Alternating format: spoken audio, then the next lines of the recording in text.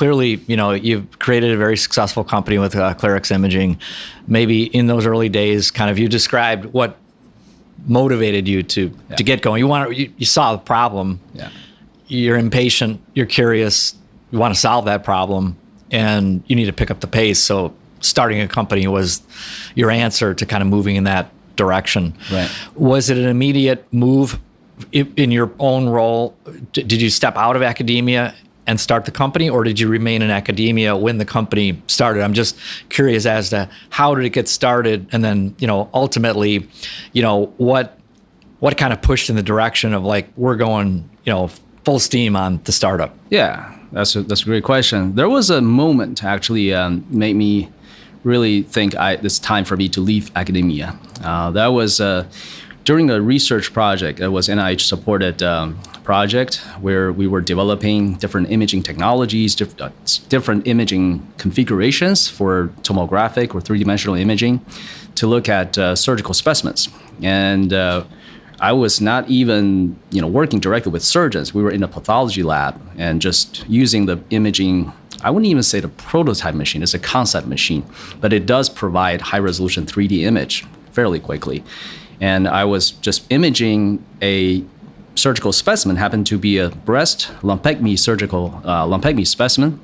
And I was, imaging it, and I saw the 3D image going through the whole volume. I saw this brighter thing at the center, which extends to the edge. So I was asking the PA next to me, I said, what is that? And he told me that looked like a tumor reaching the edge. So I said, what does that mean? The PA was telling me that could mean that there's some additional tumor in the patient breast that the surgeon has not taken out. I said, what are they doing? What is going on in the OR right now? Because the surgery is still ongoing. They said they are suturing up. They're closing the wound, and patient is about to go home. Okay. I was like, why is that? Why cannot they take out the additional tissue? And I was told they were using advanced state-of-the-art imaging machine to look at that surgical specimen. That was a two-dimensional imaging, and everything looked perfect. The tumor is right well centered. Wow. The margin looked clear. So based on that, they just closed the surgery. Okay. Then I started to have a debate. Shouldn't I show this? What I had to the surgeon, right? To let her know that, hey, maybe you should take additional shape. Maybe just a small amount of additional tissue would take out the remaining tumor if it were there. But I was warned, you cannot do that because this was just a research project. Yes. There was no FDA, no protocol, nothing. Sure. I was not supposed to even show, surgeons anything to influence her decision. Okay. So that was that. And I was totally hoping my image was wrong, and the surgeons made the right decision in the OR. But 1 or 2 weeks later, I made sure I attended the tumor board, where the surgeon, the radiologist, and the pathologist, they met to discuss every case. And they were discussing that case, and the pathologist presented the report, which is the gold standard, saying that, unfortunately, that particular case, the patient had a positive margin. And it's at the spot. I was looking at the picture. It was right at the spot. Oh, gosh. My image showed positive margin. Wow. Surgeon and radiologist were so frustrated. They said, how did we miss that, right? And they were, again, bring up the two-dimensional image and showing that it looked okay. So this is one of those cases, right? And then I showed the surgeon and the radiologist my image of the same case, but it's three-dimensional. By scrolling through the specimen slice by slice, they could clearly see that a positive margin, we call it positive margin, which is a tumor reaching the edge. Okay. It was clearly presented. Wow. And the question they asked, how can we have that image for the next case? Yes. So there's no way unless someone bring this, through the FDA and have this become a clinical product. Yeah. So at that moment, I thought, hey, maybe it's time for me to really take this to the next step. Yeah. Oh, that's so inspiring. Yeah. And so then, as you formed the company, what were some of the early kind of exciting features for you? And then, there had to be some challenges too. Can you talk a little bit about each of those? Yeah, absolutely. I think it's always a challenge to find the right people to form the early team because nobody, knew about us. But I think I was fortunate to be joined with some really smart people and top talents in the field, maybe thanks to our roots at the University of Chicago. So, but still, investors may not believe us, right? When I first pitched this idea to investors, I was telling them, based on my calculation and estimate, we should be able to finish the prototyping and get FDA clearance in 18 months. And they're just saying, "Xiao, get out of the room. You don't know what I'm talking about.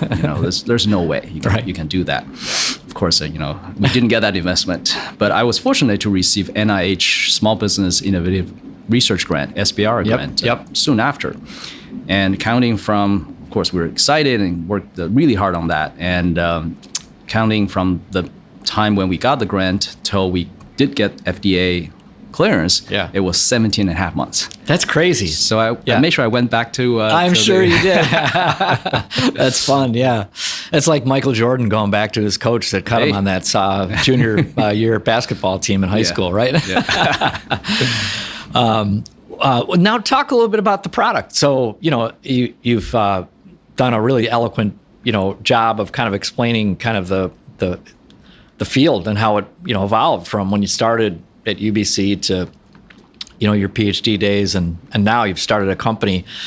Talk a little bit about the product, and then even in the present day, how you're using modern technologies that, again, are more kind of on the physics side of things, AI and things like that. It would be great to hear more about what Clarix is working on and what problems it's solving now today. Yeah, absolutely.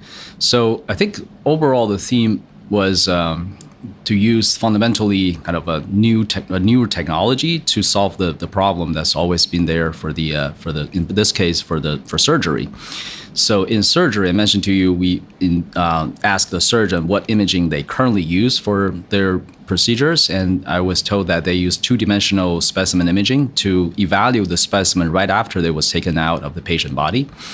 And for two-dimensional image, it's just like shooting X-ray through this surgically excised specimen to form a shadow picture. So they were able to tell, I got this metal marker. But what about the extent of the tumor? What about the edge? They cannot really tell much about it. So what we provide at Clarix Imaging, what developed was this three-dimensional, like a miniaturized CT machine, which is a computed tomography machine that provides true three-dimensional image of this surgically excised specimen to allow the surgeon to clearly visualize what they have taken out, including of course, the surgical markers, but also where the tumor was, where some of the microcalcifications were. All these were kind of clinically important features that they are looking for to make sure that they take out enough tissue, but not too much. So in this case, we're trying to enable them to optimize their breast conservation therapy.